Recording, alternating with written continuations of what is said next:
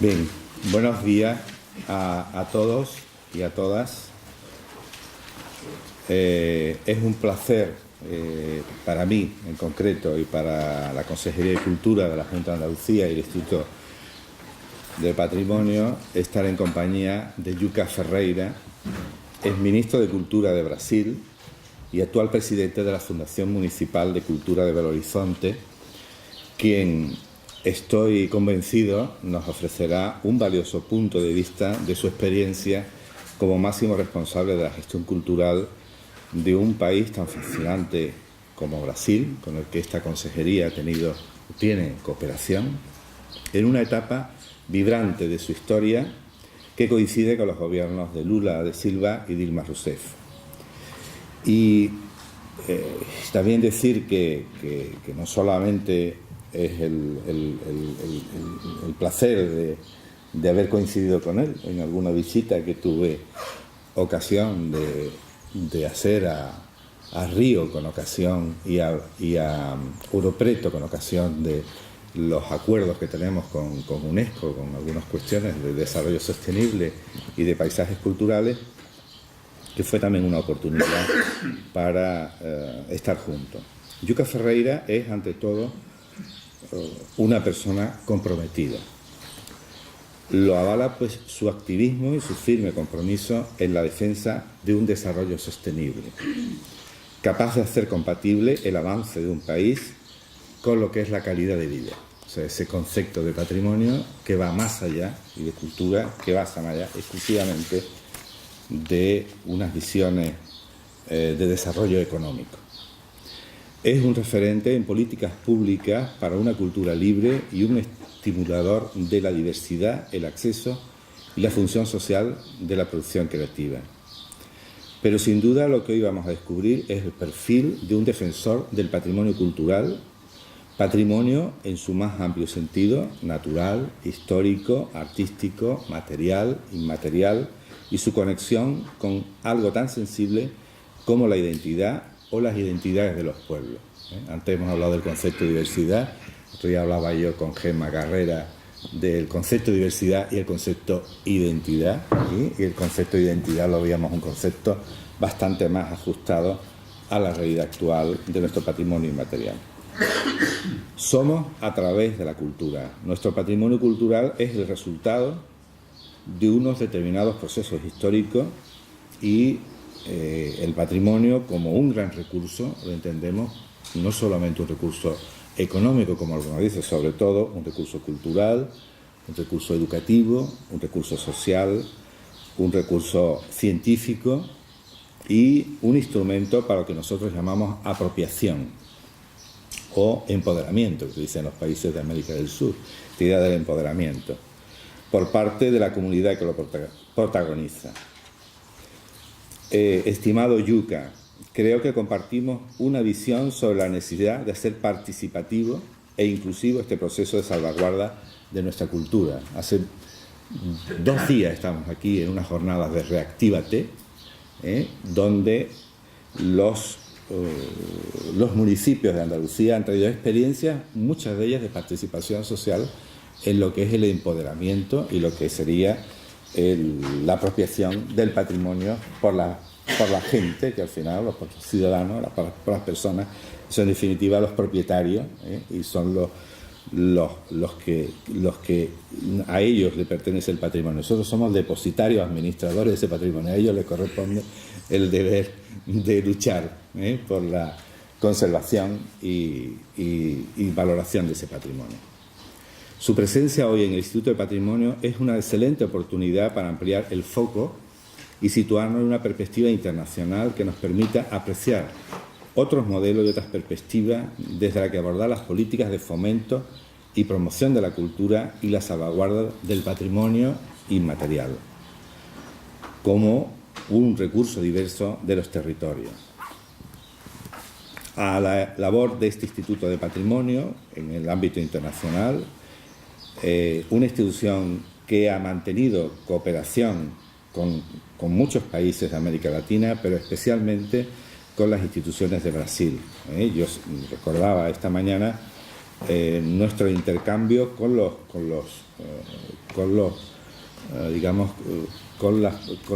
responsables, fundamentalmente con la mayoría de los responsables de los gobiernos brasileños.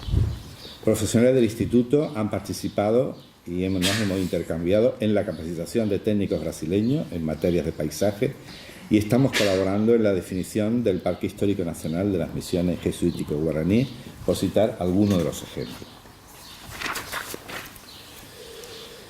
Estimado Yuca Ferreira, estoy seguro de que podemos estrechar aún más los lazos de amistad y colaboración entre nuestras regiones.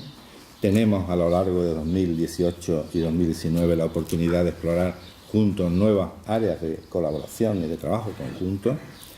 Y solo me queda agradecerle en nombre del Gobierno andaluz que haya aceptado una invitación y que lo haga para hablarnos de algo que en nuestra consejería hemos definido como una cultura de compromiso, una cultura que inspira y promueve valores democráticos que contribuyen a hacer posible un mundo mejor y más justo.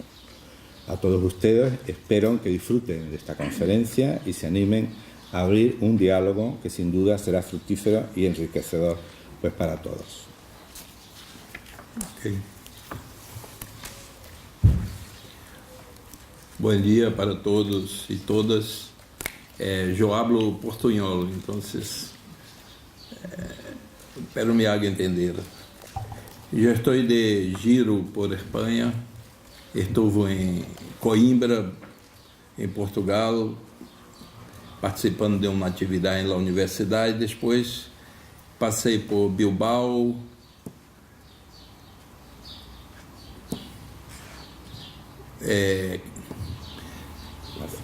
Barcelona, Madrid e agora cá.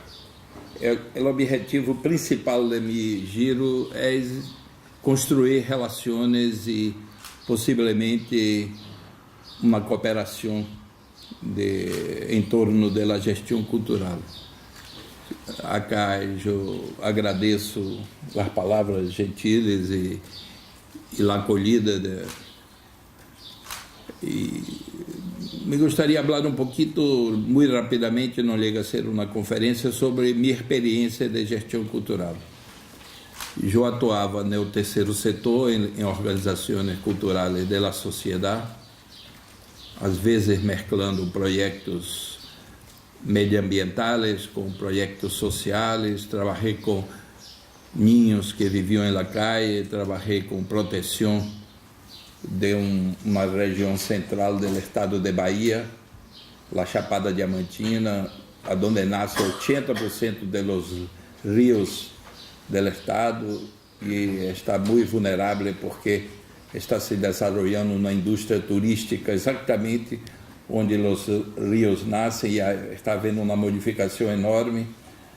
E trabalhei também contra o racismo com organizações sociais dos afrodescendentes brasileiros, que no estado de Bahia são mais de 80%.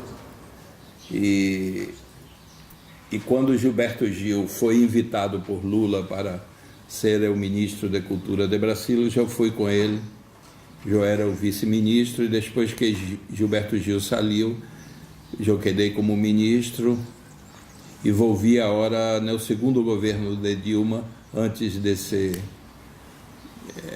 afastada do governo por um golpe que está em processo em Brasília. E agora estou trabalhando na alcaldia de Belo Horizonte. Trabalhei também na Secretaria-Geral Ibero-Americana, cuidando da parte cultural. É uma instituição intergovernamental que cuida das relações entre Portugal, Espanha e os países latino-americanos. E fui secretário de Cultura da cidade de São Paulo, que mais parece um país do que uma cidade, porque são 12 milhões de pessoas e com problemas culturais de toda ordem. Há gente de toda parte do mundo vivendo aí em São Paulo. Há mais libaneses que no Líbano. Há a maior colônia japonesa no exterior Hay coreanos, latino-americanos, espanhóis, portugueses, alemães, e é uma complexidade cultural enorme. E essa experiência apunta para algumas prioridades que creio que são municipais, não somente de los municipios de Brasil. Primeiro, em la globalização, vivimos em um mundo muito conectado e os processos culturais, muitos deles são universais, afetam hasta os indígenas que vivem na floresta amazônica ou em outra parte do mundo. Então, há uma necessidade de desenvolvermos uma concepção dessa convivência cultural, desse contato cultural. Uma vez, eu estive com Gilberto Gil em uma aldeia indígena, Bororo, no centro do Brasil, e o cacique, o chefe da tribo, disse para Gilberto Gil uma coisa que me impressionou muito, porque é necessário que se pense sobre o que é dito. Ele disse: ministro, vocês já pensaram o que é ser indígena depois da chegada dos europeus no continente? É um mundo que nós não conhecíamos, que não pensávamos, que não tínhamos conhecimento, e a velocidade das conexões que vocês mesmos têm necessidade de compreender. Imagine sob o ponto de vista de nós. Nós não queremos ser vocês, nós queremos ser indígenas, pero uma parte de nossa experiência de vida apunta de que temos que incorporar coisas do mundo de vocês. Então, esse processo não é fácil. Às vezes ligam acá os antropólogos dizendo como temos que ser indígenas. E muitos desses antropólogos conhecem muitíssimo sobre nossa cultura. Pero o que não conhecem é o desafio de viver nesse mundo conectado. E aí começou a dizer as coisas que ele gostava de nosso mundo. Algumas como celulares, as novelas, as antenas parabólicas, os computadores. Ou seja, de hecho, não somente eles, mas todos nós vivimos num mundo onde há fluxos culturais todo o tempo, informações vindo de todas as partes, mesmo que tenham uma certa unilateralidade nesse fluxo, pero sabemos coisas que vêm de outras partes do mundo. E como selecionar, como constituir identidade dentro dessa complexidade. Então, creio que o tema da diversidade cultural é um tema de todos, não? Como dentro de nossas próprias sociedades, como desenvolver políticas culturais que sejam de hecho generosas, capazes de atender as demandas e construir um ambiente de convivência, de interação e de superação de los conflitos possíveis entre pontos de vista distintos. Outro tema que me parece importante, que isso parte de toda a nossa experiência e que de alguma maneira eu creio que é universal, é cada dia mais a importância da cultura na vida das pessoas. Nós trabalhamos 8 horas, pero o tempo livre tem uma importância muito grande em nossas vidas. E a cultura tem um rol neste tempo livre crescente, cada dia tem uma importância maior.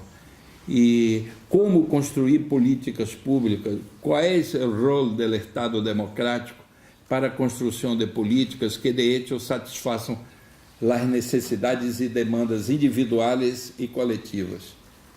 Há demandas de identidade, há demandas de expressão cultural, há demandas de fruição, de acesso. E o Estado tem uma parte da responsabilidade, não é o único agente, não é eu diria hasta que não é o maior, pero tem responsabilidades intransferíveis para outro protagonista. O mercado, por exemplo, possibilita o acesso à cultura, pero o acesso que o mercado possibilita sempre tem o tamanho de seu bolsillo. Se tu és rico, tu tens acesso a tudo. Se tu és classe média, tu tens acesso a muita coisa. Pero se tu és pobre, em Brasil, pelo menos, tu quedas na mão da TV aberta, que é criticável sob o ponto de vista cultural e de qualidade estética. Então, o Estado tem responsabilidade de manter as bibliotecas, de manter os teatros, de apoiar a produção cultural, principalmente na parte que não tem viabilidade econômica. O Estado tem responsabilidade na formação, na defesa do patrimônio, pero essa responsabilidade não nos permite pensar que é possível estatizar a cultura. Nós temos que criar um ambiente favorável para o desenvolvimento cultural, para os criadores, para os responsáveis por manifestações tradicionais ou contemporâneas, para a regulação da convivência de processos complexos que envolvem essa necessidade de regulação. E no âmbito do patrimônio é também uma complexidade, porque o conceito de patrimônio cultural se alargou muito. Não é somente as edificações. Em Brasil não é somente a história das élites, da Casa Grande. A Senzala também tem sua história. Não é uma história monumental, é uma história humana de igual densidade, de igual importância para a formação do país, não? Então, a definição das responsabilidades do Estado, de um Estado democrático, é fundamental, porque temos tarefas de regulação na área de criar uma regulação legal que permita esse ambiente favorável para o desenvolvimento da cultura. Temos tarefa de fomento e incentivo e financiação, temos tarefa de proteção, temos tarefa de estímulo e criar as condições para o protagonismo cultural da sociedade. Ou seja, é incontornável o rol de um Estado democrático. E a cultura é fundamental, em todos os sentidos. É uma economia importante. Falávamos agora sobre a importância do turismo e da economia que vem da cultura de ustedes. E Brasil também, estamos trabalhando aí uma política de cine e de audiovisual. Quando Lula foi eleito em 2003, Brasil fazia menos de 10 películas ano. Agora está sendo 150 películas ano. Isso é fruto de uma política de construção das condições para ampliação da produção do cine e do audiovisual em geral. Hoje esse cine brasileiro já ocupa em torno de 20% do mercado, sem utilizar a cota de pantalla, por conquista de uma parte do mercado.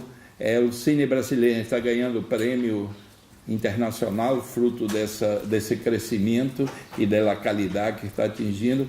E um hecho importante, já é superavitário. A plata que está produzindo é maior que a plata que o governo investe para que seja possível esse desenvolvimento da política de cine audiovisual. Esse é um exemplo de uma política que integra economia cultural com formação, com criação do ambiente favorável, plena e absoluta liberdade de expressão, e o sistema de financiação também que logramos. Todavia não é perfeito. O cine brasileiro é muito autoral.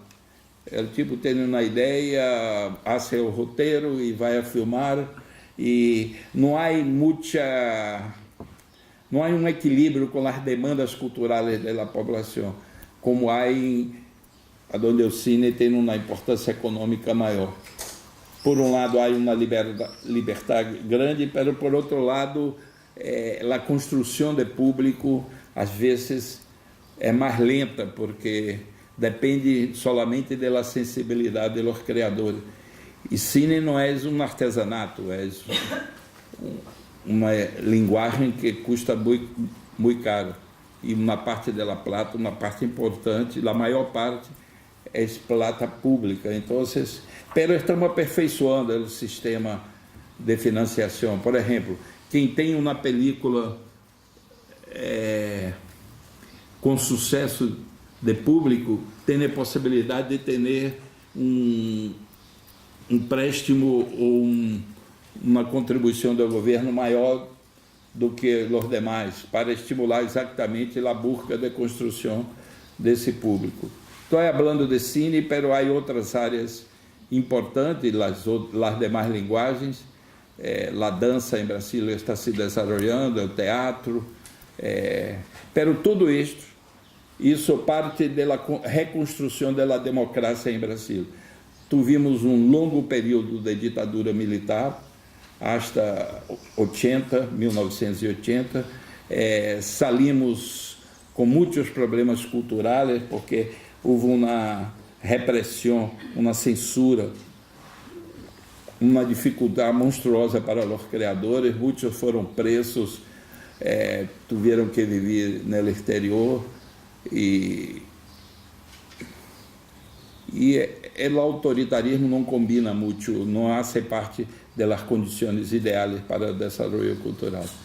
E desde que Lula desde que houve a queda da ditadura, há um processo constante de crescimento em todas as linguagens. A música brasileira, que tem uma qualidade reconhecida internacionalmente, também teve um incremento enorme.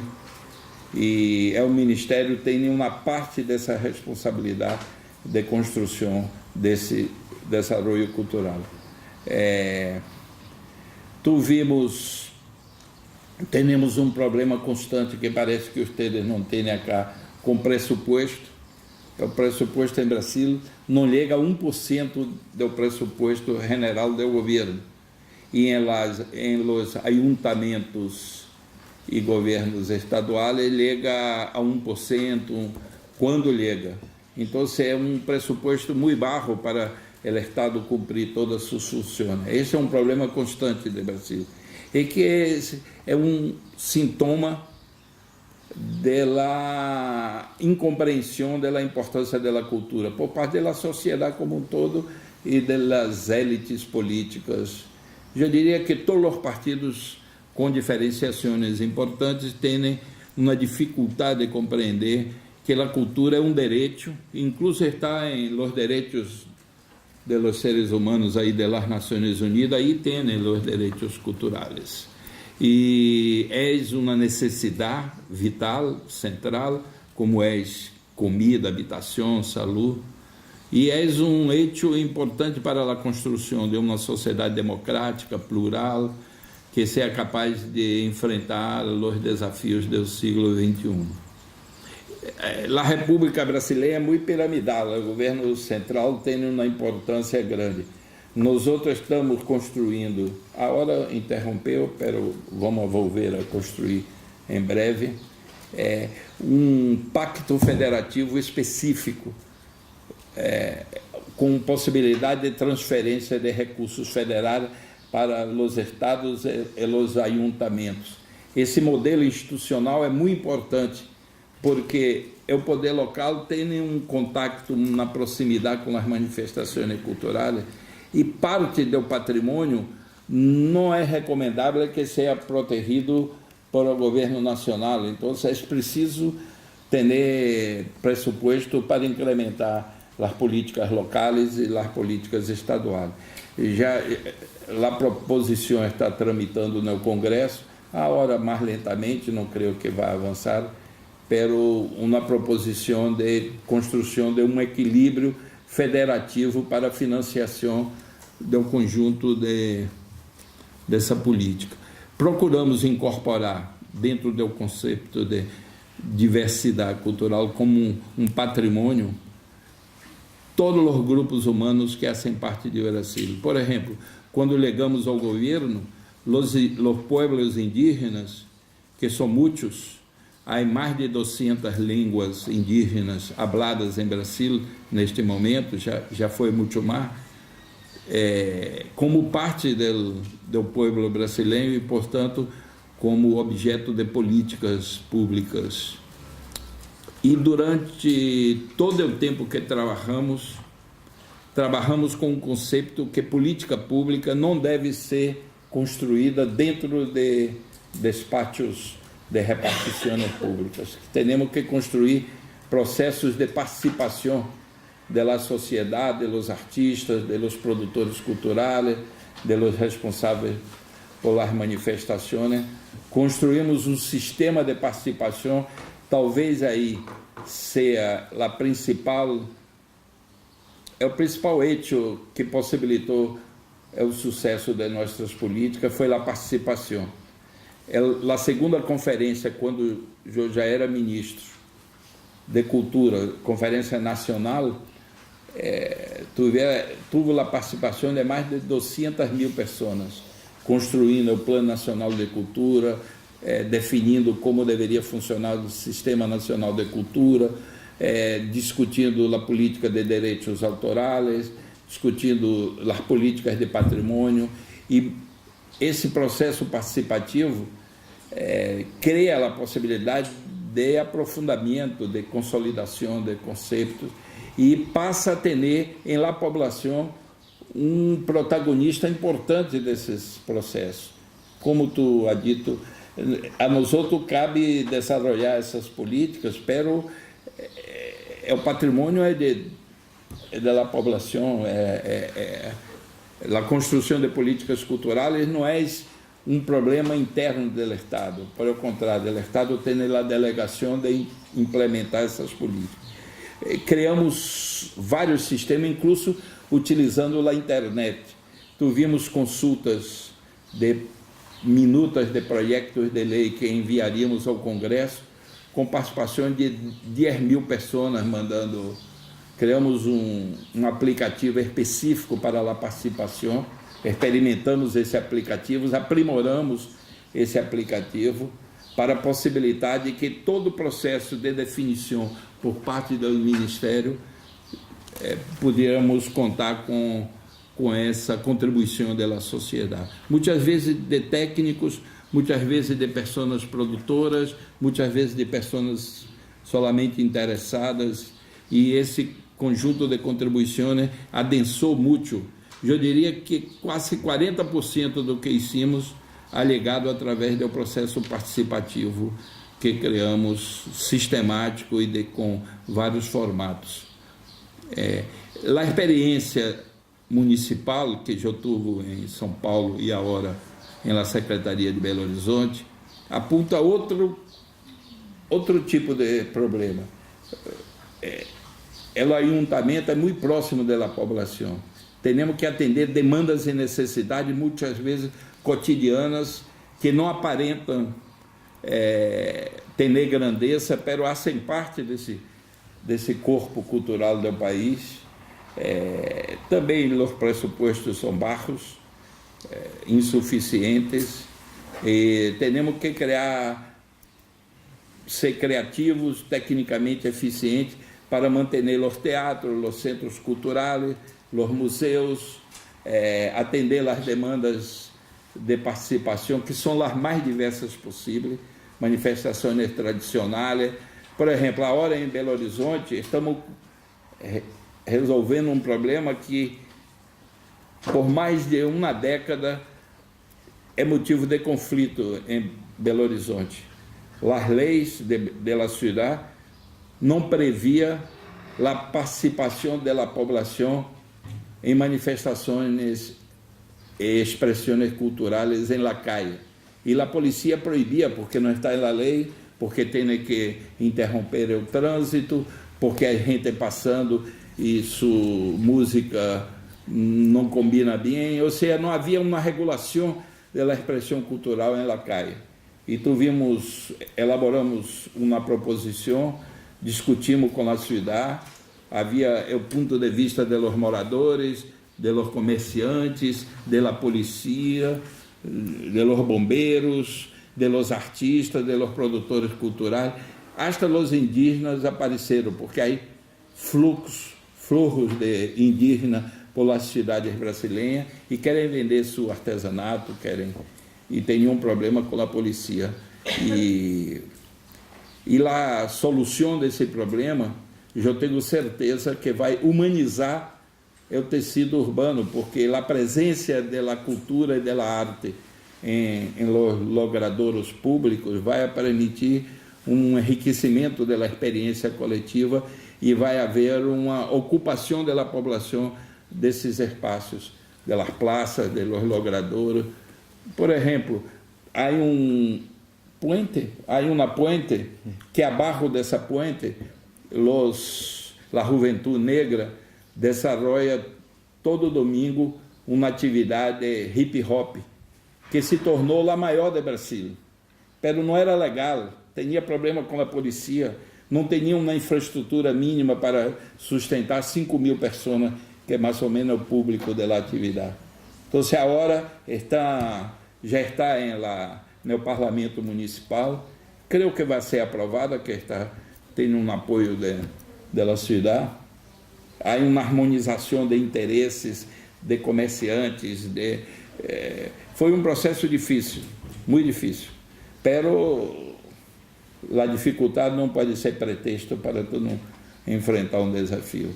E um dos grandes beneficiados vai ser essa manifestação hip hop que tem na cidade, que é um fenômeno espontâneo, contemporâneo, pero que tem uma importância enorme para a juventude pobre das periférias brasileiras, que raramente saem de seus bairros para frequentar a cidade.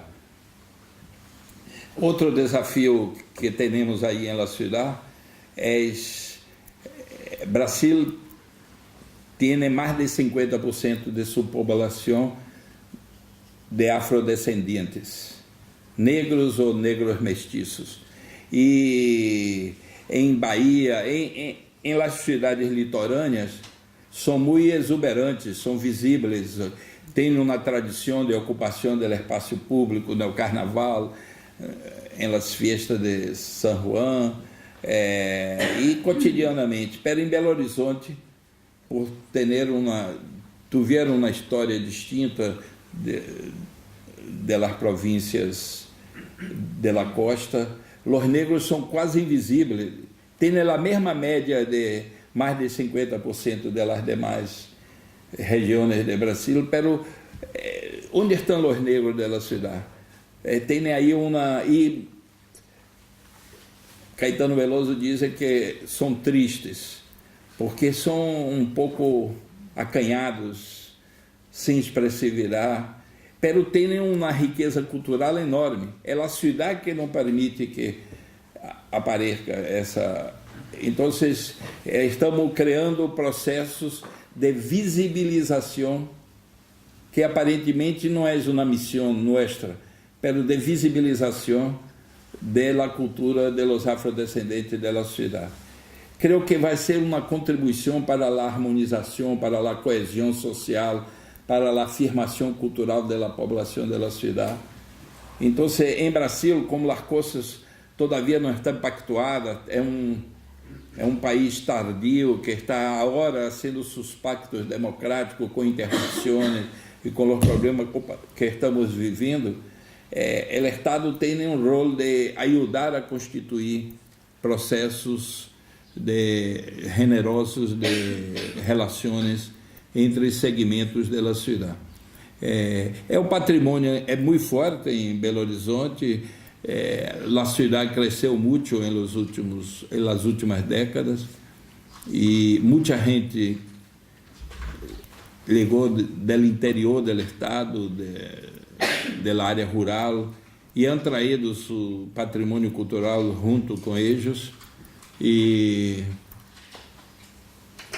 E é preciso que a cidade compreenda que fazem parte da cidade. Ligaram para quedar já. A gente de segunda geração da área rural que está vivendo aí, que fazem manifestações, que têm seus processos, las congadas, os afoxés e reisados, são muitos, a depender de onde veniram. E há muita gente que é alegado dos estados nordestinos, né? Essa diversidade popular tem que ser valorizada como parte da construção de uma sociedade democrática. A democratização cultural não é somente a democratização do acesso, da fruição, é também da possibilidade de ter espaço para a expressão de todos os grupamentos humanos da cidade. A juventude também é outra preocupação nossa, porque há um crescimento de manifestações juvenis na cidade, principalmente na periferia da cidade, que são os pobres e que vivem uma situação de exclusão, e há uma pressão por reconhecimento, por visibilização, e estamos construindo aí políticas. Temos agora um centro de referência da juventude, e vamos criar todo um programa de cursos de formação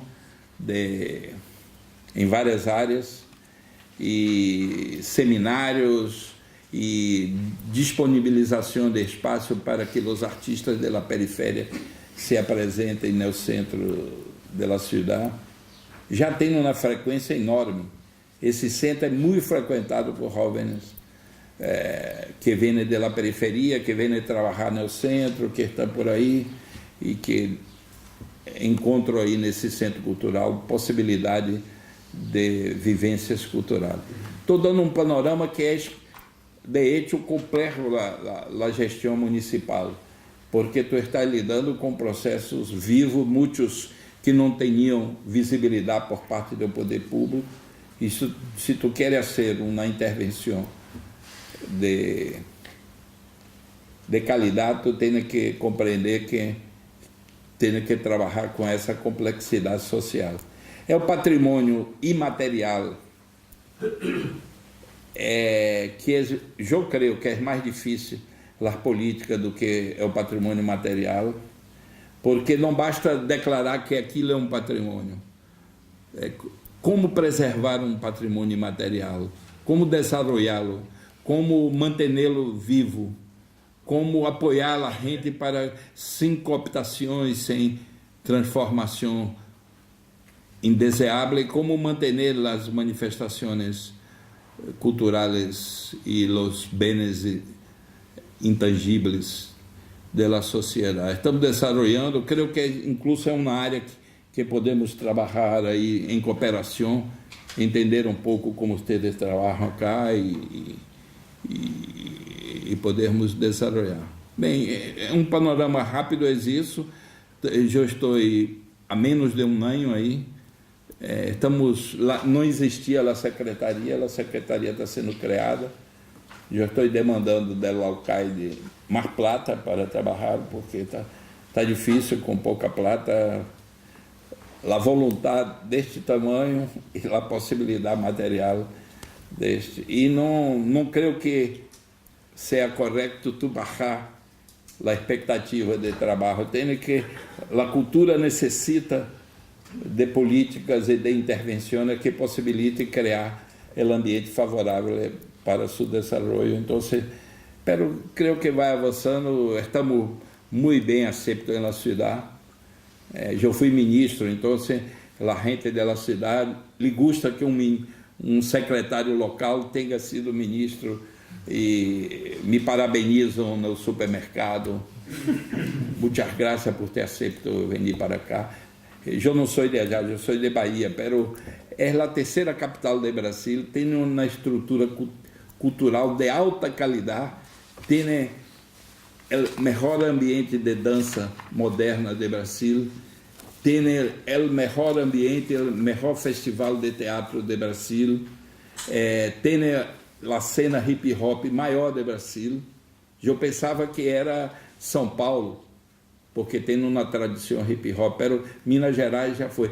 Tem uma quantidade enorme de manifestações tradicionais, pero o Estado, o poder público em los 3 níveis do Brasil sempre foi muito pequeno aí em Minas.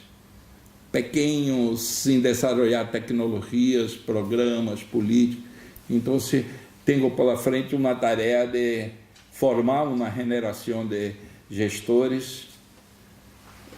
A universidade é muito boa em Minas Gerais e há potencial de construir uma geração de novos gestores que sejam muito qualificados. E estamos trabalhando aí pero eu necessito de plata para trabalhar. Está difícil trabalhar com tão pouca plata. É 0,0 qualquer coisa do pressuposto municipal. Eu compreendo que o Brasil está vivendo uma dificuldade econômica e as políticas públicas tiveram que serem contidas, pero houve um exagero aí em Belo Horizonte. Estamos trabalhando para crescer de novo. Muy bien. Vamos a hacerle algunas preguntas, ¿no? Yo por la experiencia de tener la suerte de haber estado, de haber visitado Brasil en cuestiones de cooperación, hay algunas cuestiones que me han llamado muchísimo la atención, ¿no? Y digo, para conectar con el discurso nuestro, ¿no? De algunas cuestiones. Una de ellas es la visita en el tiempo que he tenido a 2 museos tecnológicos, fundamentalmente muy relacionados con los temas de identidad. Uno es el Museo Afroamericano de Sao Paulo, el que está en el parque, no recuerdo el nombre del parque, que es un lugar que realmente llama la atención por la vida que tiene de jóvenes, precisamente, donde se reúnen. Ibirapuera, el nombre del parque. Eso, es un lugar excepcional, con unos edificios que son de Lucio Costa, precisamente son edificios de Lucio Costa. Y el Museo Afroamericano de Sao Paulo, o otra visita que tuve oportunidad de hacer al Museo del Folclore de Río, que fue otra experiencia extraordinaria, porque yo no había visto nunca un museo etnológico con pocos elementos, pero con también explicada la diversidad y la cantidad de expresiones originadas, autóctonas de lo que es el origen de todo lo que es un país, que se toca con las dos barrigas, la de África y la de América se tocan, y de ahí viene una parte importante de la afluencia de las personas a Brasil y de la emigración hacia Brasil, ¿no?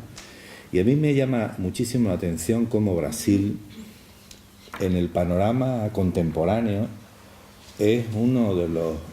Y eso te preguntaría, ¿no? Porque es una de mis grandes preguntas, ¿no? ¿Cómo ha conseguido esa variedad tan importante de grupos diversos, étnicos, de diversas culturas, crear un país que, aunque tenga sus problemas, que me gustaría que me comentara los problemas de identidad,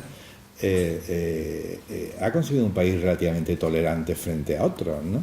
Sí.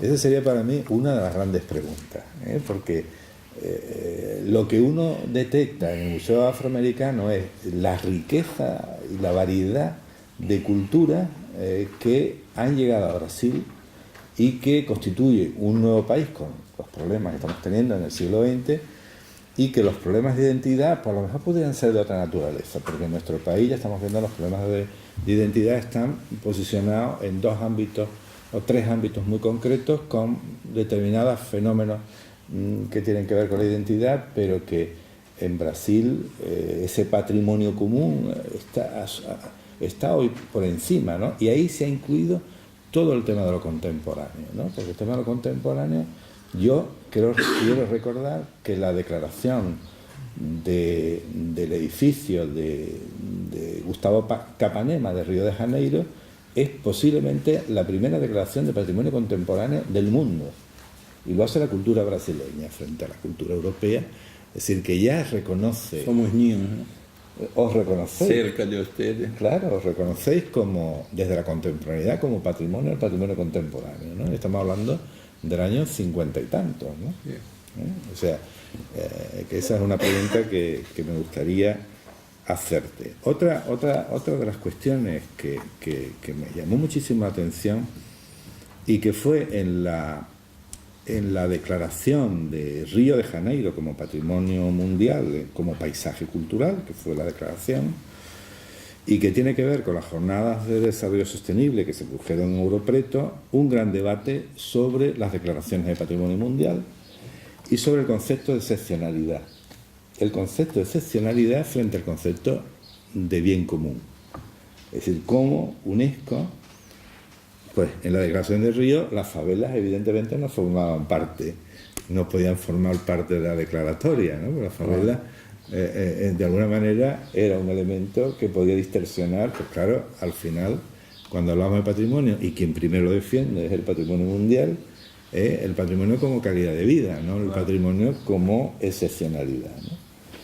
Y ese tema de las recomendaciones que hacía Europreto en el desarrollo sostenible, que ha sido unas recomendaciones realmente a la apertura del concepto patrimonial, desde la excepcionalidad a contemplar la calidad de vida como uno de los elementos fundamentales a la hora de intervenir en el patrimonio, y que UNESCO se dedique más a la cooperación y a la participación con los países y menos al concepto de excepcionalidad, ¿no? Eso es un poco lo que, en definitiva, el debate de Europreto puso en el eje de, evidentemente, con dos posiciones encontradas, los más formalistas y los menos formalistas en relación. Y luego yo te iba a hacer una tercera pregunta, aparte de estos contrastes, ¿no? Algo que me llevó muchísimo en los procesos de participación de cuando se presentó el proyecto del Parque Histórico Nacional de Misiones. Yo quiero decir, esto es una afirmación, me llamó muchísimo la atención cómo el IFAN había organizado la gobernanza de ese territorio, haciendo participar de misiones, haciendo participar absolutamente a todos los colectivos. Eso me llamó muchísimo a los municipios, a los colectivos, a los agentes. O sea, en el caso de Misiones, que yo estuve invitado, fui un invitado precisamente para la posibilidad de cooperación, que luego esa cooperación se ha sustanciado con el Instituto de Patrimonio, y nosotros estamos colaborando en el proyecto del Parque Histórico Nacional con el IFAN, ¿no? Pero esa gobernanza ya en la primera reunión estaba presente.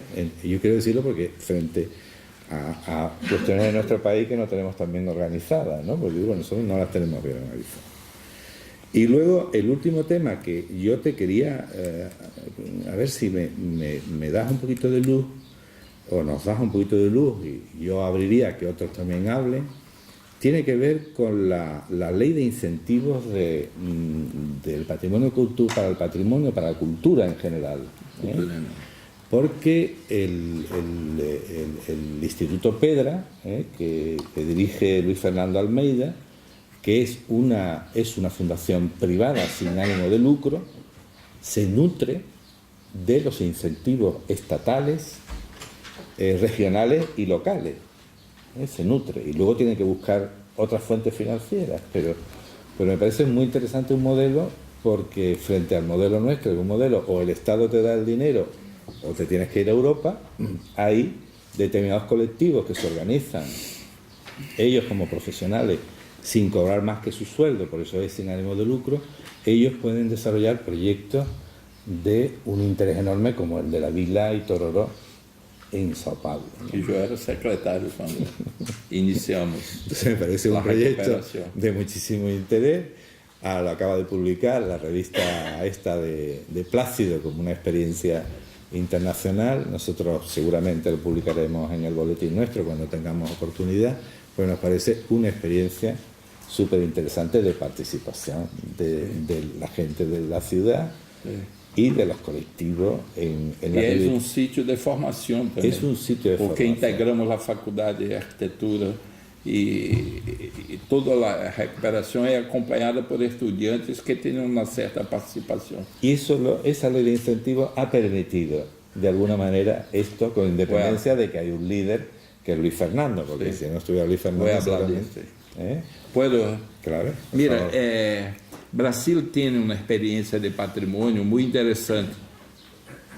O Instituto de Patrimônio em Brasil foi criado na primeira metade do século passado e foi criado por los modernistas brasileiros, os artistas que estavam fazendo as rupturas culturais para permitir que a cultura brasileira fosse contemporânea, foram os mesmos que pensaram que era necessário uma política de preservação da memória de los principais traços civilizatórios que se expressavam no país. É impressionante isso, porque não foram conservadores, não foram acadêmicos, foram os artistas vanguardistas que estavam fazendo rupturas importantes em Brasil, que tomaram a iniciativa de proponer e incluso de dirigir o Instituto de Patrimônio. Eu não diria que a experiência com museus seja bem sucedida em Brasil, mas há museus muito interessantes, uns 20, 30 museus em Brasil que são muito interessantes. É o Museu da Língua Portuguesa, que é um museu muito original, não somente no uso da tecnologia, como em toda o registro e exposição do significado da língua. Tem um rol educativo monstruoso e teve um problema de um incêndio e estão aproveitando para aprofundizar aún mais a carga tecnológica do museu e a amplitude do tratamento da língua como um bem cultural, como um eixo fundamental na vida do país. Nós outros falamos a mesma língua de Rio Grande do Sul hasta o Acre. Esse é um fator de unidade do Brasil. A unidade linguística cria uma base muito sólida para... E não temos os problemas que vocês têm aqui de nacionalidades dentro de um mesmo país. Temos uma... Pero Brasil passa a impressão que é uma democracia racial e cultural, pero não é. Cada dia mais está quedando explícito que a abolição da esclavitud em Brasil não ha resuelto completamente o problema, porque os escravos foram os primeiros que criaram as favelas, porque não tinham nenhum sistema de proteção. Saíram das senzalas, das haciendas, e não tinham nada. Não tinham trabalho, não tinham plata, não tinham políticas de proteção. E isto criou um sistema de desigualdade que foi naturalizado em Brasil, que hasta hoje todos os indicadores sociais mostram que há uma diferença de oportunidade de direitos entre os afrodescendentes e a população em geral. Pero a carga de preconceito e de racismo, eu diria que é menor do que agora está se manifestando um racismo social muito forte em Brasil, porque como houve uma melhoria significativa da base da sociedade, que é mestiça, é negra, é de origem indígena, são migrantes pobres que chegaram da Europa, italianos, espanhóis, portugueses, com as duas guerras. Pero a maioria é negra, a maioria avassaladora das periférias brasileiras são negros. E quando começaram a viajar de avião, frequentar restaurante, ter coche, aí a classe média mais clara, mestiça, pero clara, reacionou de uma maneira estranha, surpreendente para nós outros. Um fator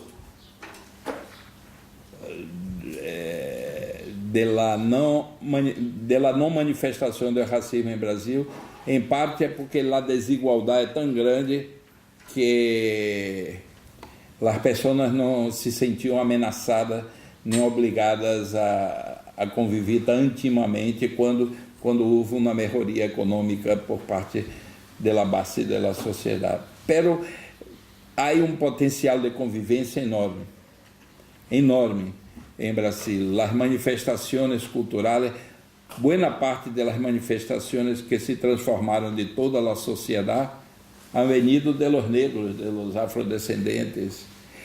A explicação é complexa e há polêmicas em torno disso. Pero hasta o século XIX, a primeira metade, século XVIII, século XVII, Brasil falava uma língua general que era uma mescla de línguas africanas com línguas indígenas, com o português, e era tão forte, era a língua que se falava em Brasil, que hasta os tribunais falavam essa língua.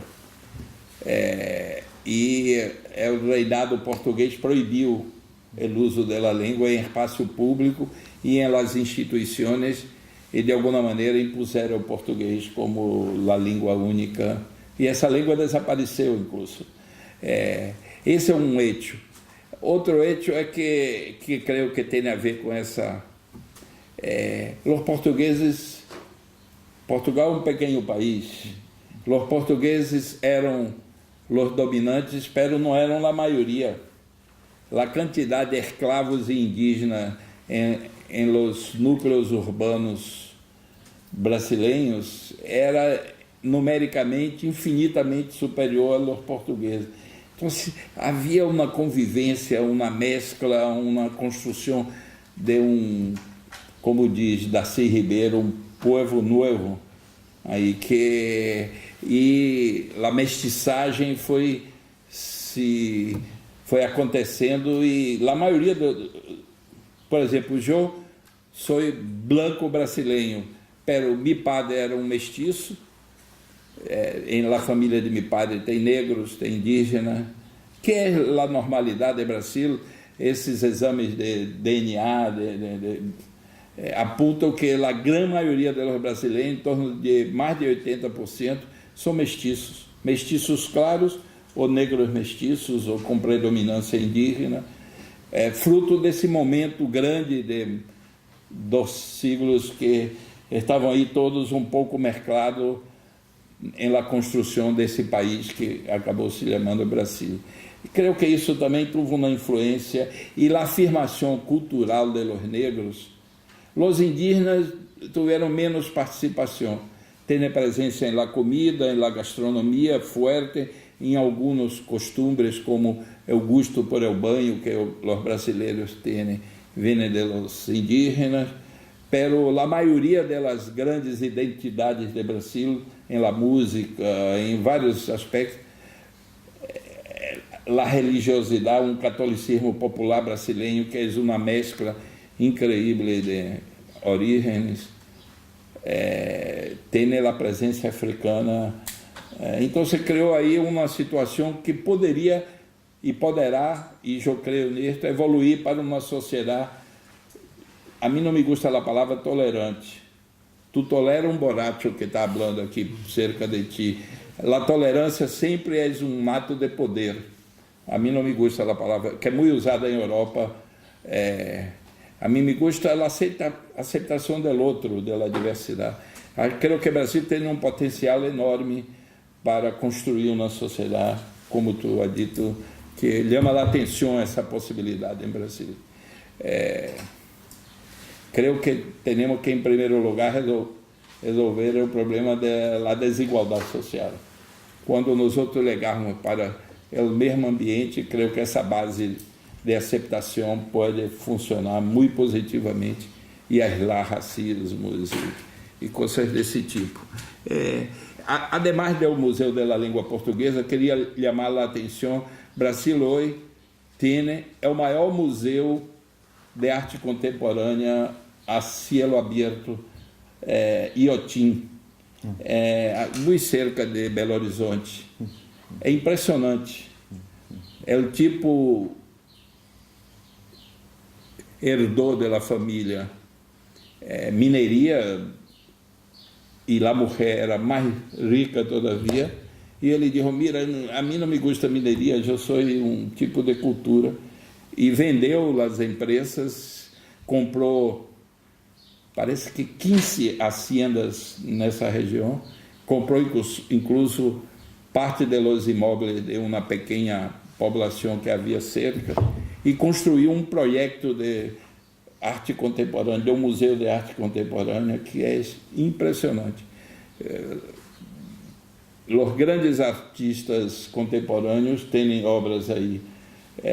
Há muita gente que está indo para o Brasil solamente para ir para esse museu, e é um museu privado, iniciativa de um visionário. Eu o conheci antes de construir o museu. Eu pensei: esse tipo é louco, vai a poner tanta plata numa coisa arte contemporânea, tem público para isso, pero os fluxos de público internacional de todo o Brasil, de los países vecinos, é enorme, porque o museu, isso é uma coisa que é um museu de natureza e um museu é um parque, mais do que museu, um parque, por exemplo, a maior coleção de coqueiros e palmeiras que se tem aí, agora está sendo uma grande coleção de orquídeas de todas as partes do mundo, e é um museu muito interessante, muito interessante.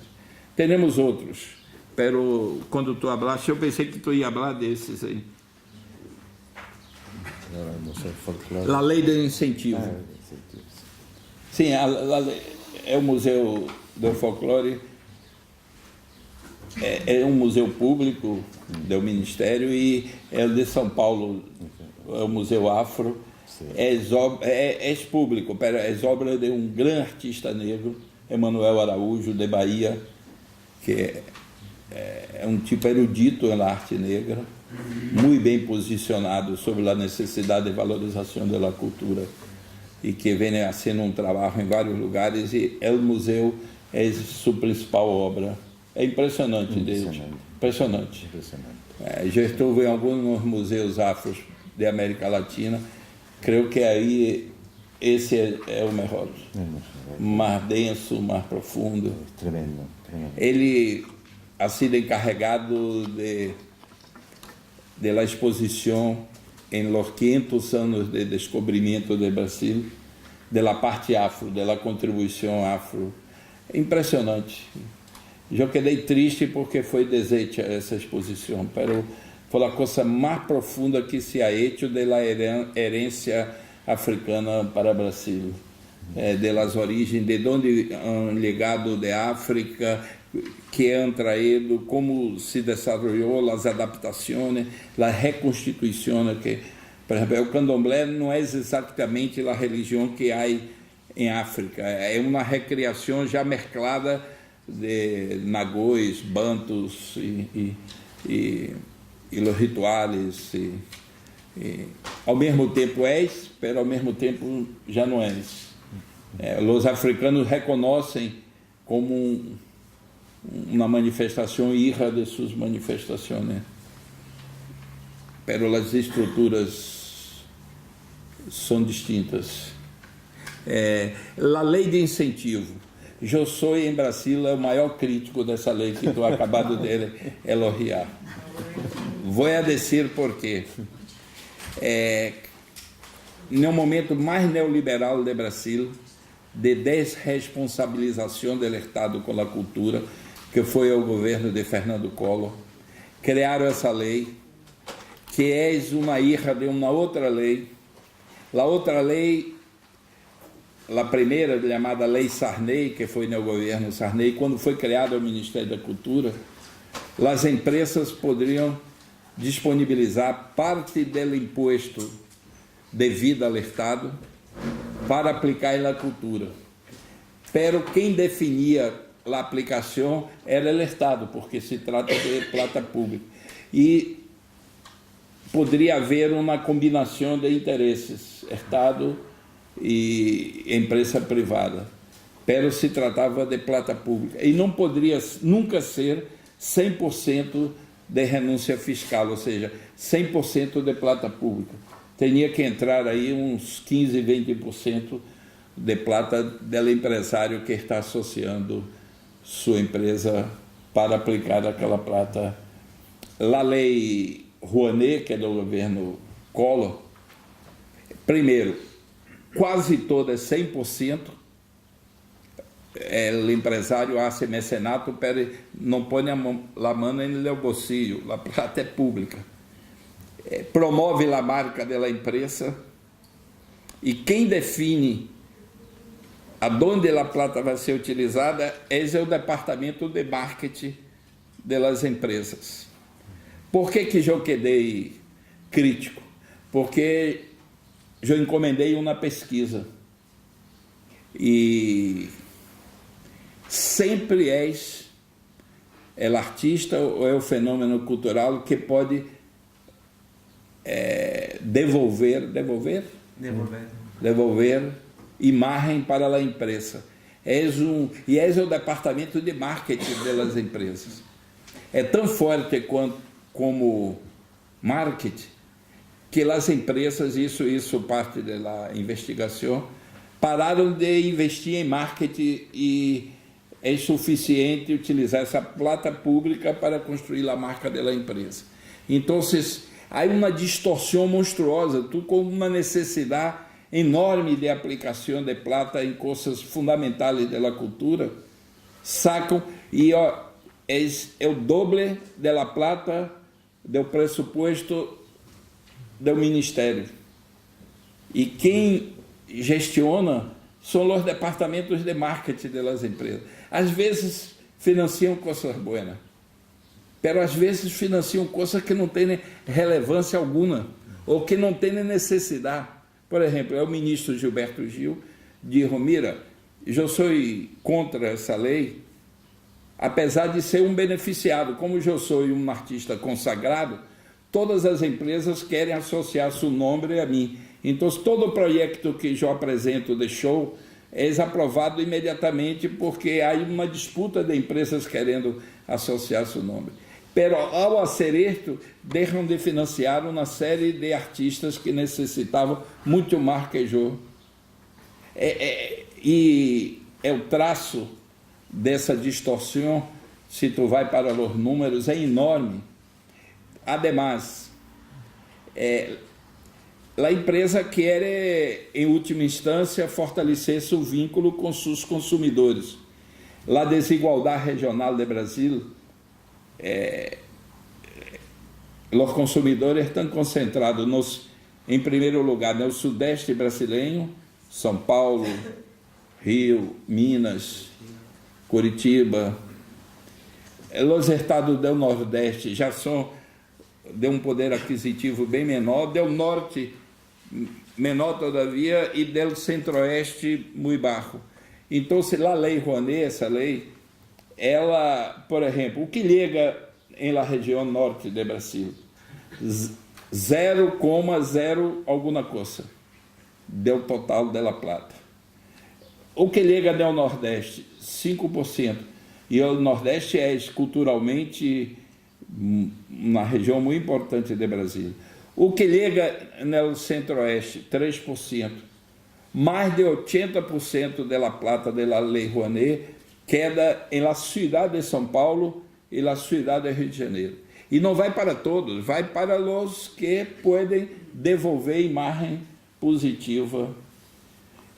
Então, nós trabalhamos durante 8 anos um projeto de substituição dessa lei por uma outra.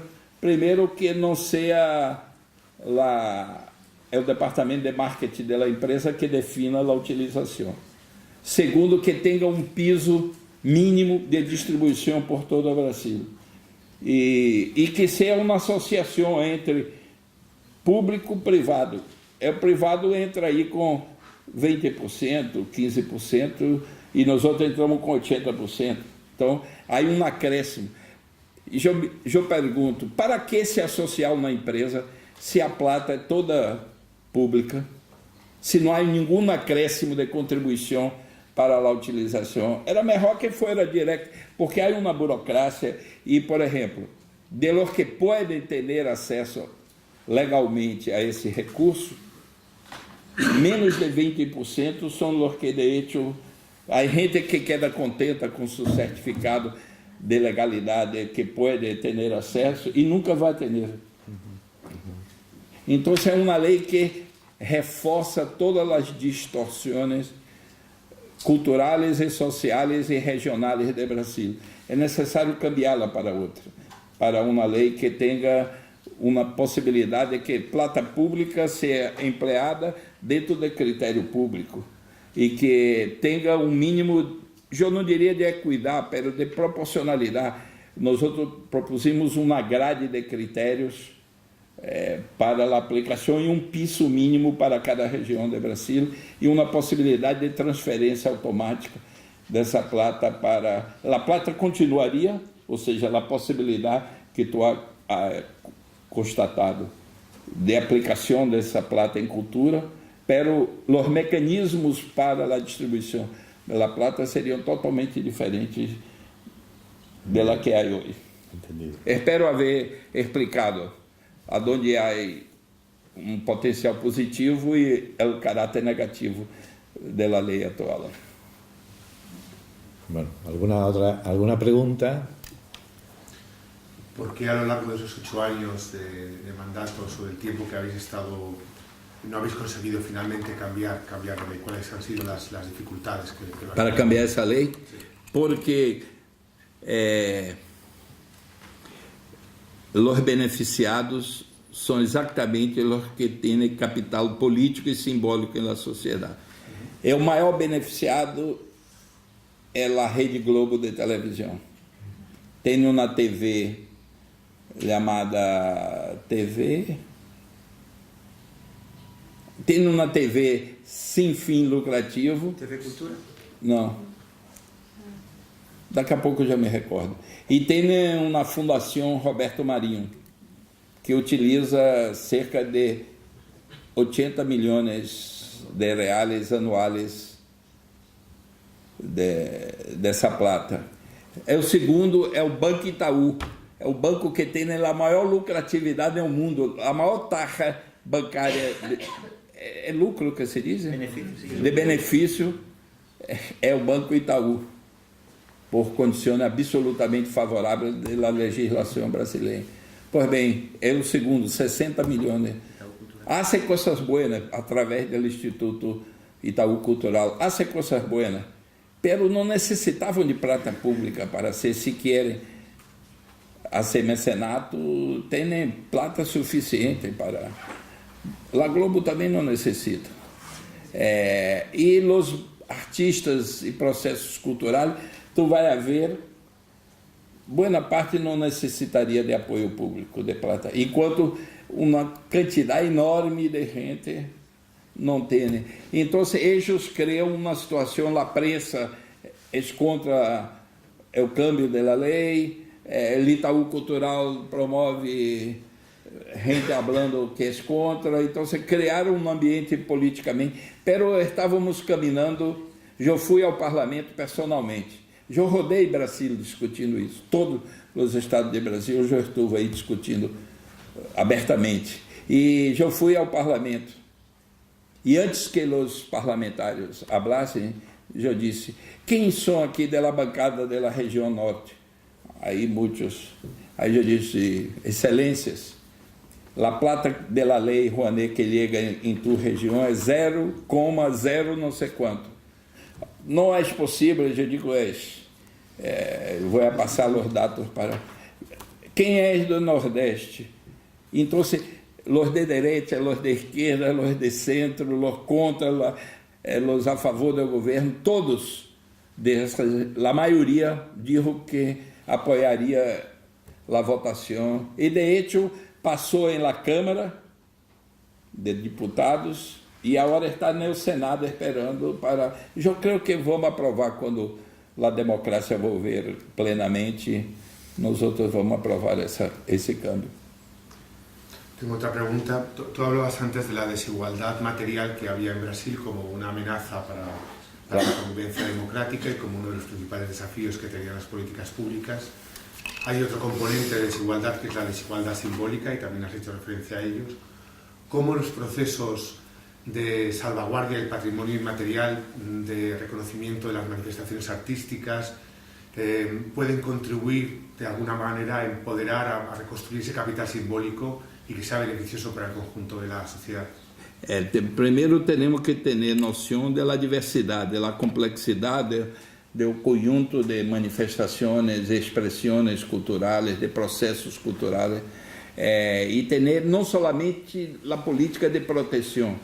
Eu creio que a política de proteção, aisladamente, não funciona plenamente. É necessário a promoção também, a financiação, estímulo, formação, porque solamente tu pode definir que tal sítio ou tal manifestação é parte do patrimônio, mas ele pode se degradar se não houver a incorporação por parte da população, se não houver vitalidade na manifestação de patrimônio imaterial. Então, eu creio que a combinação das políticas de proteção com as políticas de promoção, no sentido amplo, vai de formação, de financiação, de criar mecanismos de valorização. Por exemplo, vou dar um pequeno exemplo. Uma das principais manifestações culturais de Salvador, minha cidade de origem, é o Carnaval. É um carnaval distinto do Rio de Janeiro e que tem uma importância enorme na cidade, incluso econômica. E dentro do Carnaval de Salvador tem um fenômeno que são os afoxés, que são estruturas afrodescendentes que têm um ritmo distinto, não é samba, é ijexá, um ritmo que é ligado de África. E tem um dos grupos mais populares de Bahia que se chama Filhos de Gandhi. Salem todos de branco e tem uma origem interessante. Na década de 30, por aí, houve uma huelga de pessoas que trabalham no portuários, os estivadores.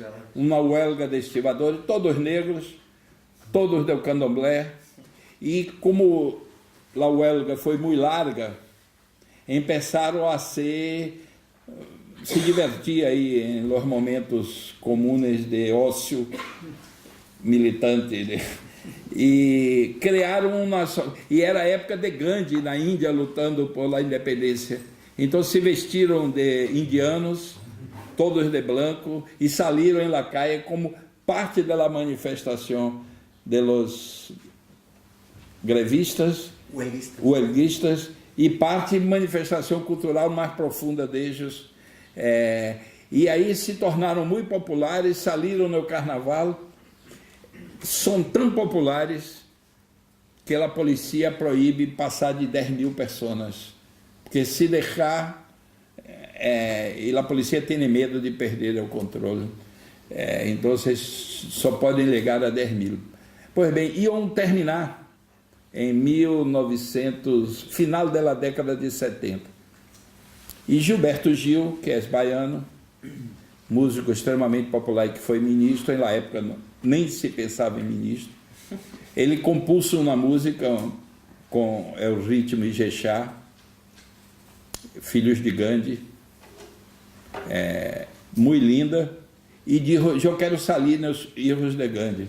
A presença de Gil dentro dos erros de Gandhi, isso assim, uma manifestação que já havia declarado que seria a última vez que ia sair, isso assim, e hoje a polícia proíbe de ultrapassar de 10.000, porque e é a manifestação. Ou seja, a proteção, tanto lá que o Estado hace, como que a própria sociedade pode fazer, tem que ter uma complementariedade de igual importância em las políticas e atitudes de vitalização dessas manifestações. Esse é um exemplo clássico dessa necessidade de termos os olhos mais amplos do que as políticas de proteção. Sí, por favor. Queria perguntar sobre a criação do Sistema Nacional de Cultura que se falou em Brasil em seu governo e em governo. Sigue funcionando agora como secretário de Cultura de Belo Horizonte? Há essa conexão entre o governo central e o governo local? Sim. Vou explicar um pouco. Quando nós legamos no Ministério em 2003, quando Lula foi eleito pela primeira vez e Gilberto Gil era o ministro, não encontramos muita coisa. O Ministério era uma conquista institucional, pero não havia desenvolvido as políticas, as metodologias, as estruturas, não havia definido suas prioridades. Então vimos que praticamente começar deu zero. E pensamos na necessidade de um pacto federativo específico da cultura, onde a Lei Rouanet seria transformada em outro processo que iria alimentar esse pacto federativo. É o pacto federativo que pensamos valorizava as estruturas dos ayuntamentos, dos estados, em igualdade com a política federal. Ou seja, a política pública de cultura de Brasil seria uma articulação, mais que uma soma, uma articulação de los três níveis de políticas. E propusemos, discutimos com todo o Brasil, criamos um Sistema Nacional de Cultura, com regras, como repassar recursos, qual é a responsabilidade patrimonial do ayuntamento, do Estado, do governo federal, quando um bem deve ser protegido nacionalmente, quando um bem tem que ser protegido localmente. Ou seja, em todos os âmbitos das políticas, formatamos um modelo de sistema de funcionamento. Houve uma adesão nacional. Por exemplo, vou dar um exemplo. A última eleição, em pleno processo de golpe, eleições locais, a direita ganhou em quase todas as capitais do Brasil. Pela hora saiu um manifesto dos secretários de cultura de municípios, de capitais do Brasil, apoiando o Sistema Nacional e o Plano Nacional, apoiando toda a nossa política. Ou seja, desenvolvemos uma política que não é de esquerda. Eu dizia sempre, cultura não é uma questão de esquerda e direita, é uma questão de civilização ou barbárie, é outro corte distinto de esquerda e direita. É claro que há distinção entre as políticas que os partidos de esquerda desenvolvem e políticas que os partidos de direita desenvolvem. A direita lhe gosta mais da coisa autoritária, unilateral e tal, e a esquerda tem essa vocação de trabalhar com a diversidade e tal. Pero investir em cultura não é uma atitude da esquerda, é uma atitude básica de civilização, de possibilitar que a sociedade se desenvolva na democracia e tenha a complexidade necessária para viver o século XXI. E o sistema tem uma adesão enorme. Quem não está aderindo é o governo nacional golpista, que está sacando as platas e sacando os programas que integram os três níveis. Aí está em crise. Pero os municípios, por exemplo, Belo Horizonte já tem as três exigências para ser parte do sistema. É o conselho participativo, é o fundo de cultura municipal e tem, qual é a terceira? O plano de cultura, tem as metas definidas de forma participativa com os artistas e com a sociedade. A maioria dos municípios já tem, quase todos. ¿Crees que isso ajudaria a quitar esse problema de descontinuidade política que sempre... Sim, esse é um problema do Brasil. Os governos não se sentem responsáveis de manter políticas positivas e consolidadas que encontram. Querem começar tudo de novo para deixar sua marca. Essa é uma fragilidade da democracia.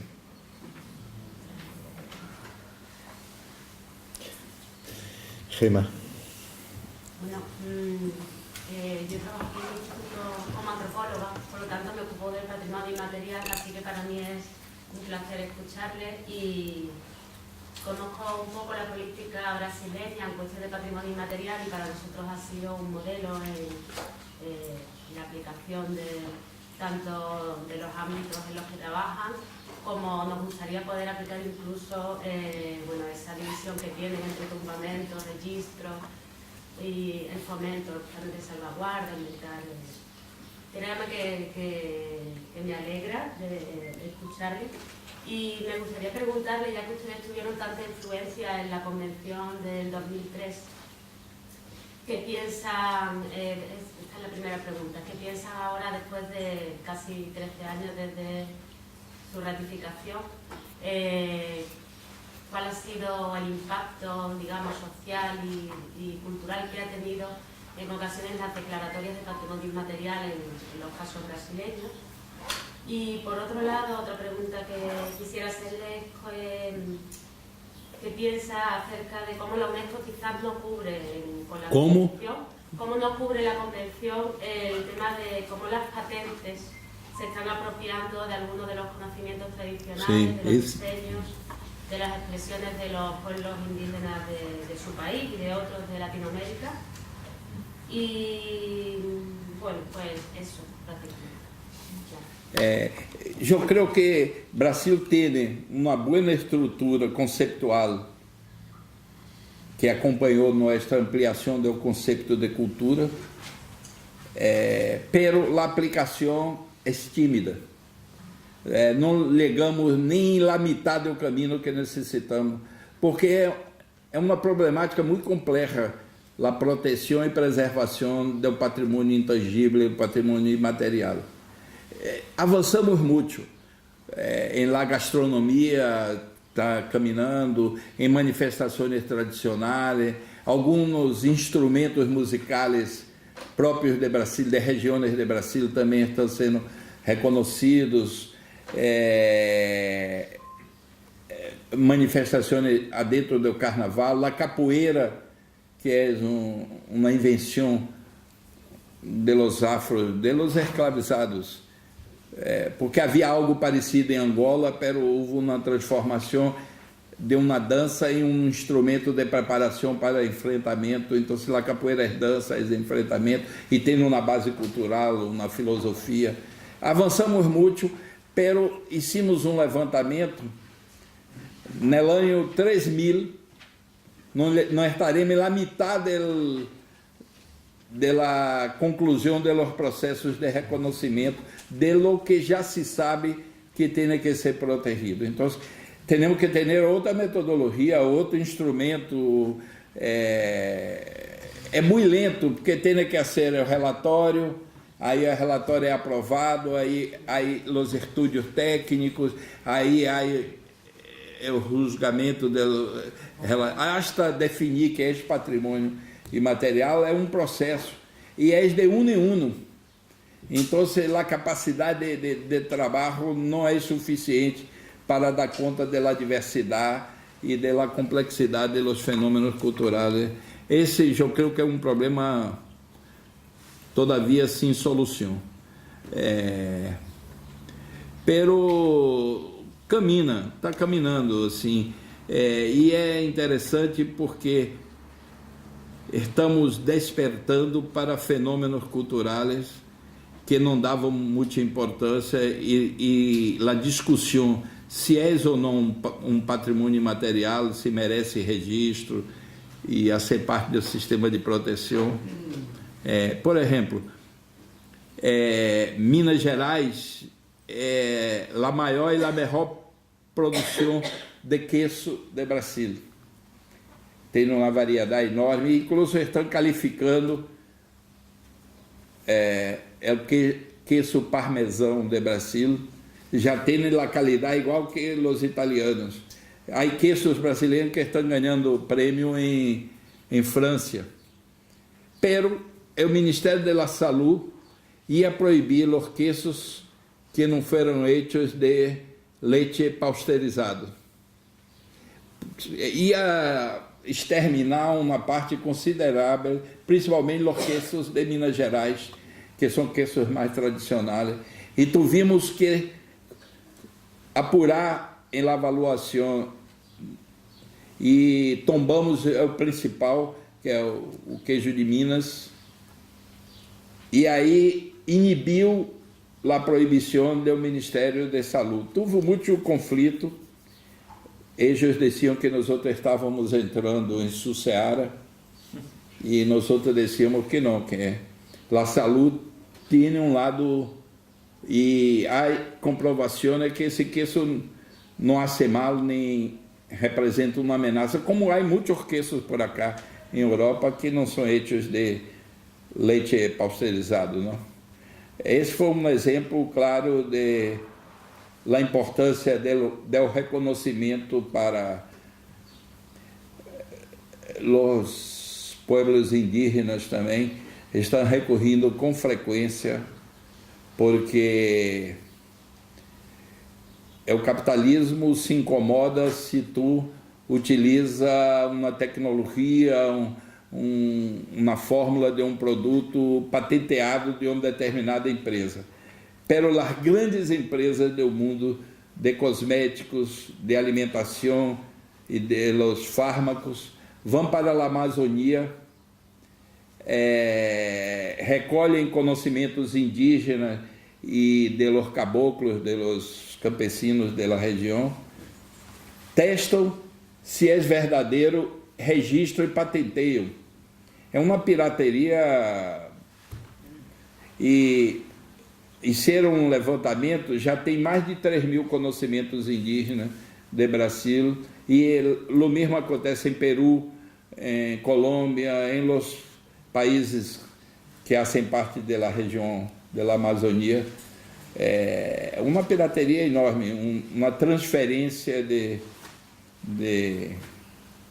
Então, há uma lei que está tramitando que já melhorou muito, empeça-se a proteger, mas não é suficiente, porque é llena de condicionantes. Em contraposição, há indígenas que estão fazendo o levantamento desses conhecimentos, vão registrar para evitar a pirataria. Mas creio que deveria haver um mecanismo mais eficiente de proteção desses conhecimentos. Por exemplo, eu já liguei em algumas palestras e digo,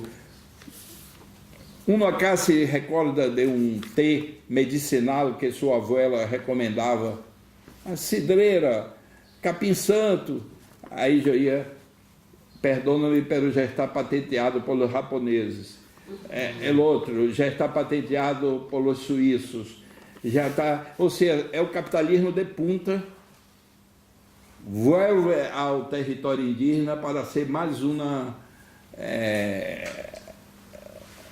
operação de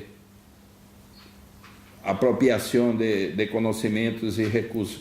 É impressionante como a falta de generosidade do capitalismo com esses povos. E o controle da patente pode ser negociado por o povo que descobriu que são de hecho detentores desse conhecimento, poderia ser utilizado com um pagamento, um retorno para eles. Pero vão já e desapropriam e, às vezes, levam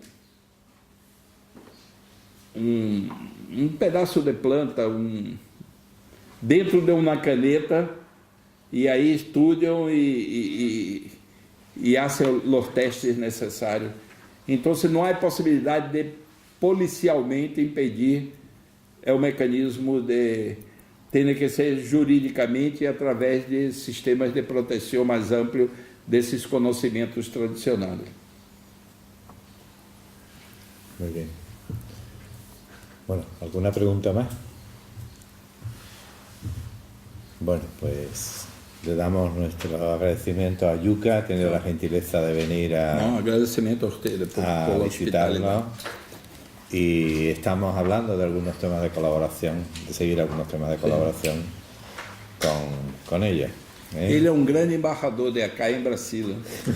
Pela área de patrimônio, já colaborou. Conte aí la parte que tú colaboraste haciendo. Bueno, nosotros hemos colaborado muchísimo con el IFAM porque estuvimos desde el principio en un grupo conjunto de trabajo de indicadores en ciudades históricas, patrimonio mundial, estuvimos trabajando con el IFAM. Luego al instituto le encargan el informe de viabilidad del Centro de Regional para América Latina, que además me lo encargaron a mí concretamente, y que yo lo hice como director del instituto y me lo encarga el gobierno brasileño y el gobierno y UNESCO, que fue el informe de viabilidad del Centro Regional, que además pasó por el Consejo como un obús, es decir... Con facilidad. Con una facilidad por enorme. Mérito, ¿no? Bueno, no sé. No fue lobby, fue mérito. Fue de todo. De todo. Porque hay que decir que el gobierno brasileño tiene, el Ministerio de Asuntos Exteriores es de una eficiencia que alucina. Para lo bueno y para lo malo. Para lo bueno y para lo malo, ¿verdad? Bueno, ya hay otro más conocedor del tema. Y luego hemos estado con ellos en la capacitación de los cuadros suyos en los temas de paisaje, y hay algunas personas que están en la sala que han estado en Brasil colaborando con el personal del IFAM y viceversa, algunos del IFAM que han estado con nosotros aquí.